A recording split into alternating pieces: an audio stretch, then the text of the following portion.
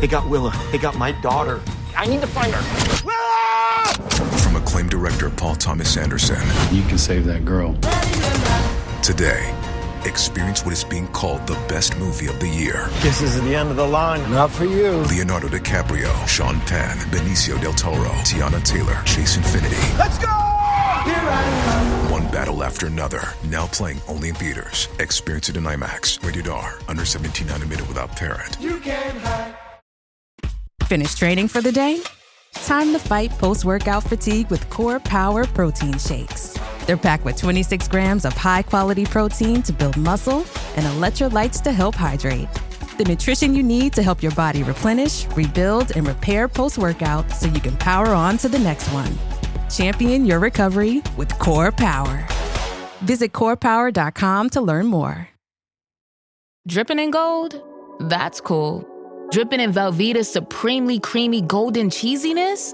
That's respect. Elevate your drip with Velveeta's range of outrageously delicious dips and dishes. Shells, cheese, melty blocks, and heat and eat queso that go all in on indulgence. Flex on your fam with a creamy, cheesy masterpiece and go all in on what you love with Velveeta. Respect the drip and satisfy your cravings. Bring home the drip with Velveeta.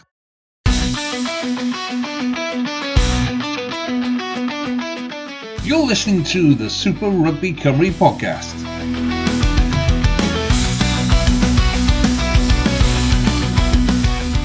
Hello and welcome to the SRC podcast. Joining me, Big M, to look at Bridgends' chances for the season is their head coach and former Wales international hooker, Scott Baldwin. How are you? Good, thank you. You okay? Yeah, I'm good. So, let's dive straight into it. What is the coaching team looking like at Bridgend this season? Because you have newly joined as the head coach. So the coaching team this season at the moment consists of myself, who'll be heading up the programme and taking on the defence role. Bradley Davis is going to be taking on the forwards role in terms of line out and all things forwards outside of the scrum. Matthew Jones is attack coach, assisted by Matthew Morgan, and there could potentially be one other added for the scrum in the near future. Do we get any previews on that, or is that all hush-hush at the minute? Potentially, if agreed, an ex-Welsh international front rower.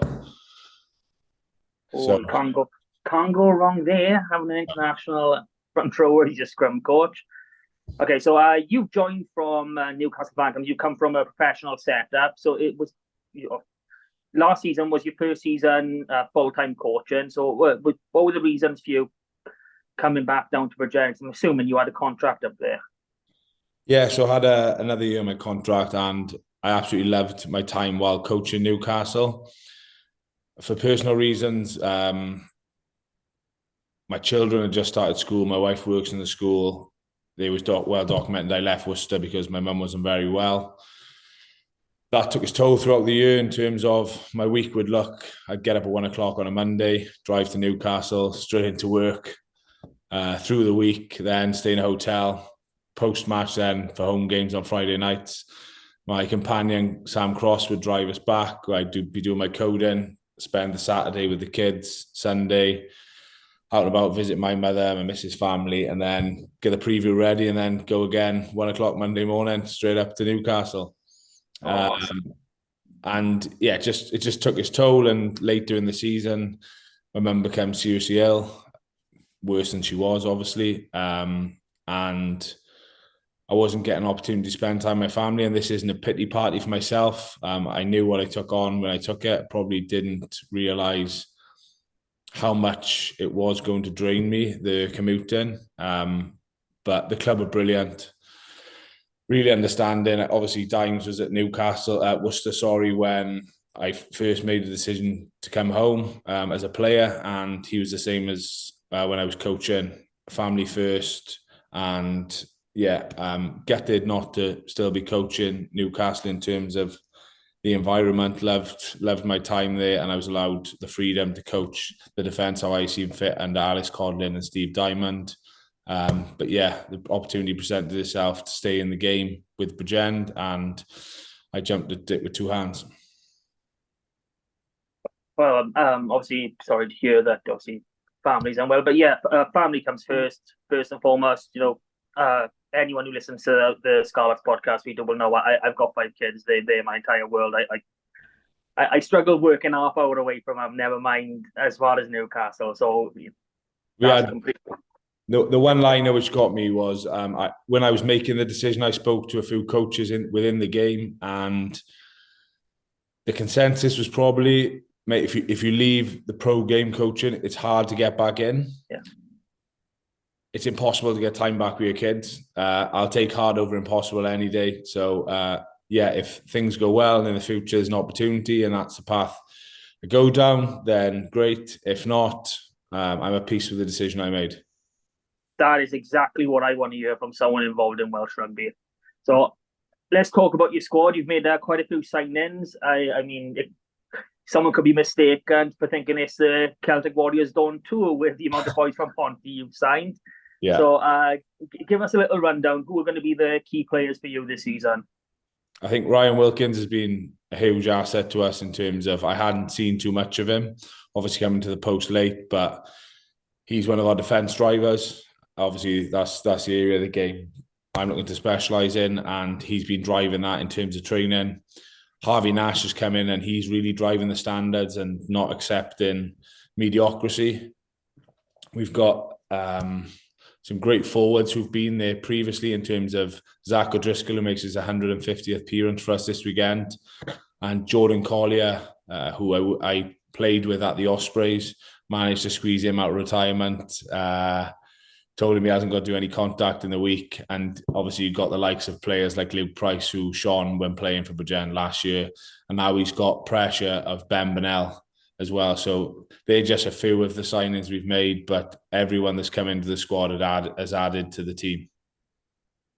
Well, we're talking about the key boys. It's well documented that this competition is going to be first and foremost development. Who are the younger boys in your squad? Specifically, I know you've got a handful of academy boys who they will be starting to make a name for themselves in this league. From the academy, you've got the likes of Ben Evans and Rydian Greenhall coming in from the academy side of things. And then you've got Alex George, young loosehead from Tondy, who's really impressed me since coming into the environment. He was there the tail end of last year and done a job at loosehead and hooker. I've twisted his arm to work on his throw-in, potentially for this season. Then again, Ryan Wilkins is only 21. I've seen him in training and in games, and I think he's got a future ahead of him in the pro game if that's what he wants. Tried to persuade Ed Howley to come with me potentially last year to Newcastle, so a big fan of his. And Tom Williams, who was attack coach in Newcastle last year, or is Newcastle attack coach, had Ben Bonnell at Jersey and said he's one of the most skillful players he's ever worked with, which, considering a player who played in the Scarlets the year that they won the league, is a pretty high statement. So, yeah, looking forward to working with them and picking their brains in terms of the ideas going forward. Okay, so that's your squad, that's your coaching setup. So let's talk, how has training gone so far? Some clubs have been having conditioning blocks, rugby blocks, some are mixing and matching. What's been your approach to this pre-season? So from session 1, we were into rugby, but there was a lot of running around that. So we'd start the session with a tough fitness block, into conditioning games, back into fitness, into conditioning games, back into fitness. That was our first 4-week block. And the boys at the end, a couple of them were saying how tough it was, but I want us to be a team that can go for 80 minutes. And the way I want us to defend, to get the ball back, I don't want us defending passively for 40 phases. I want to get the ball back in 3 to 5 phases, and to be able to do that, you have to be able to reload with line speed and go again. And ultimately, when teams kick it to us, we want to be able to counter attack and play on top and make decisions on the pitch as opposed to being pre-prescribed. Something I was a massive fan on at my time at Harlequins, working under Nick Evans, playing on pitches rather than just playing a game of chess and just being really structured, because ultimately if you're really structured, it's quite easy to defend because it just comes around the corner, off 9, off 10, get to an edge. So you need to be unpredictable within that. So everyone says it, you want to have 2 sides of attack, but sometimes if a team is methodical defensively and they split the field well, you actually want to overload the one side. So again, we're trying to coach them to make decisions on pitches something that, again, I picked up from my time in Newcastle is being really consistent in the drills we do. Ultimately, rugby is a very simple game. The best teams are the one that can make decisions on pitches. So we're trying to show them the pictures to make decisions on, to allow them to do that in games. So just trying to focus on the simple side of it. So yeah, there's been a lot of running, but there's been a lot of rugby content as well. So I like that style. We're very scenario based. Something I advocate for. I only coach under sevens, under eights. They're a lot different at that level. But yeah, Again, I'm 100%. The game's the same. The game is the same. Do you know what I mean? Maybe not under sevens because it's tagged, but once you get to 15 aside, I think the biggest thing is, and I learned this in my time at Quins, and it's probably the most enjoyable time of my career, is ultimately you've got to where you are because you're a good rugby player, not a robot, and it's quite tough to get that out of some players. It took me a while when I went up there, so trying to give the players the freedom and understand, like, we expect errors in training. That's the only way we develop and get better. And you understand what your skill set is then. So trying to take that fear of failure out of boys and not be worried. If it was the right decision and the accuracy was wrong, then we can work on that. So from the sounds of it, you're going to be a side that's got a strong level of fitness and you're working on transition ball. So is that the sort of thing you're working on in your preseason games?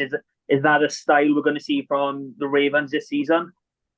Yeah, 100%. And I think we want to get back in touch with the borough as well. So spoke to a few clubs within the borough.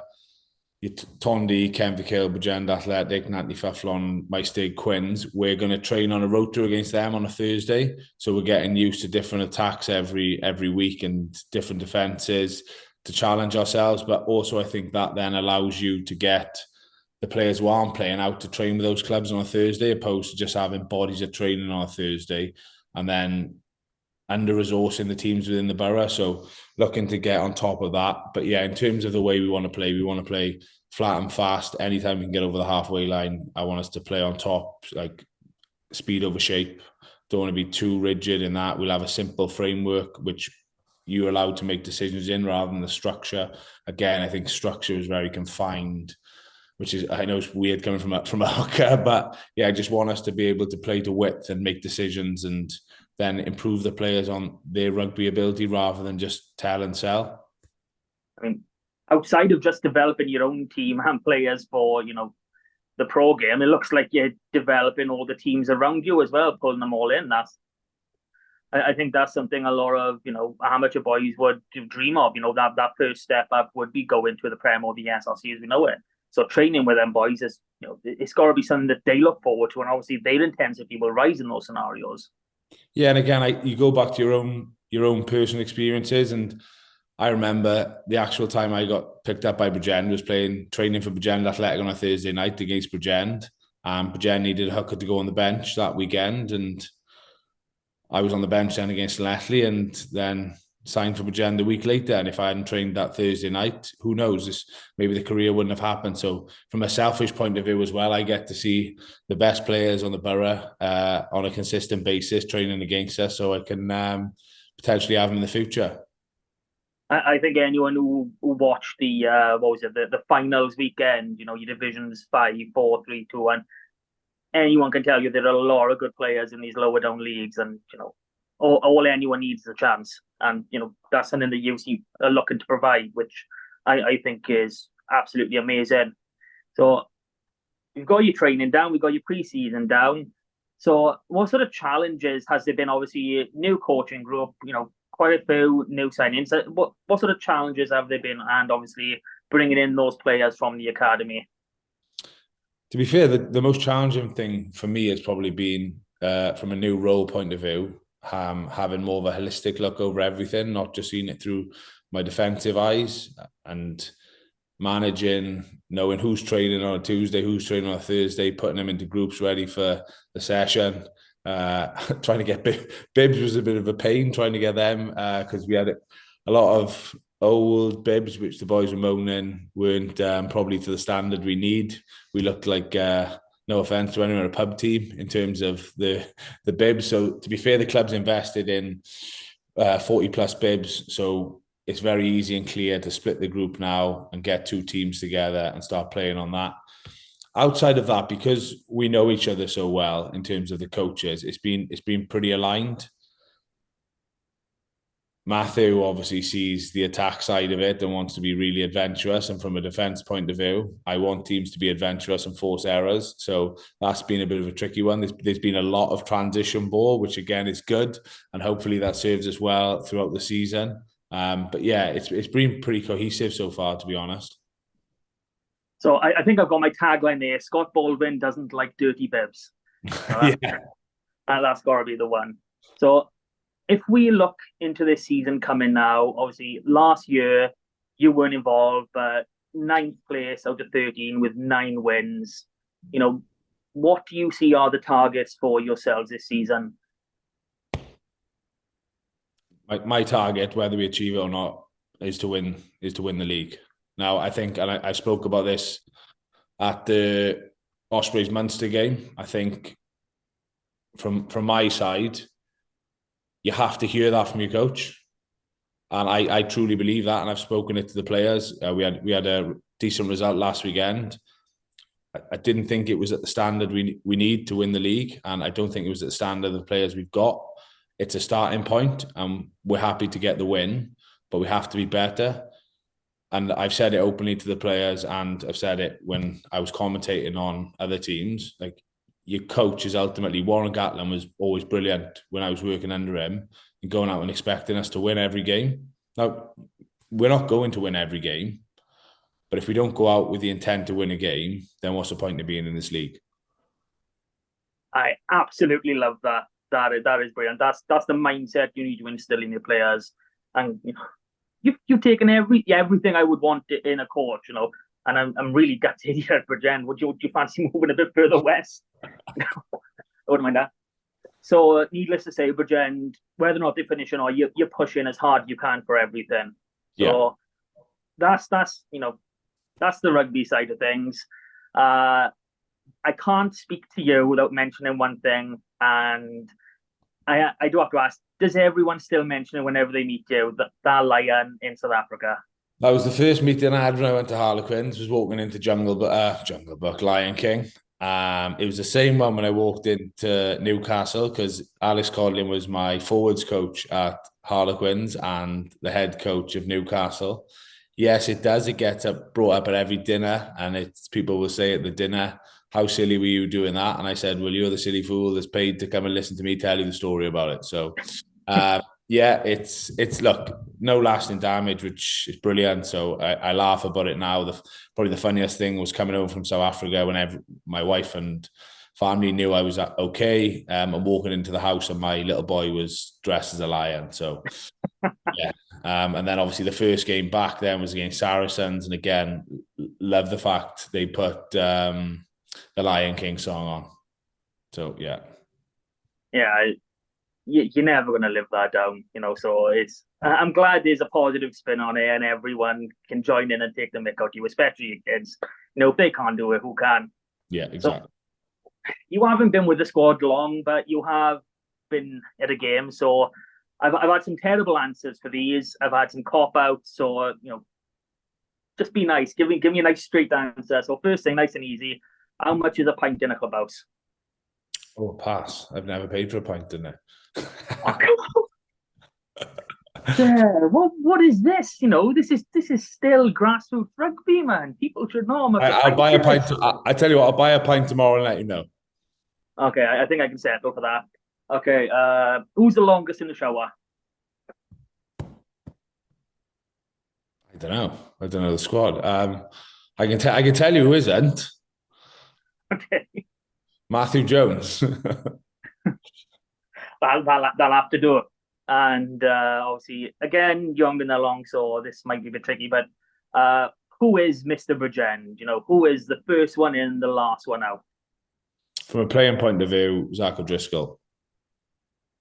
And it's his 150th game tomorrow.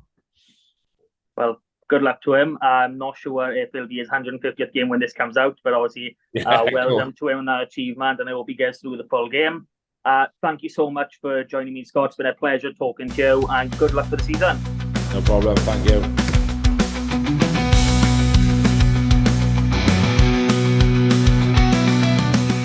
That was the Super Rugby Cymru podcast. Please rate, review and share us on socials if you can, and join us again next week for more of the same.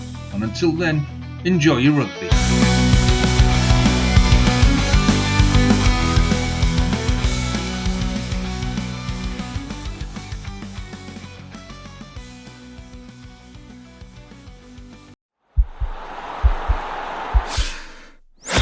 This podcast is part of the Sports Social Podcast Network.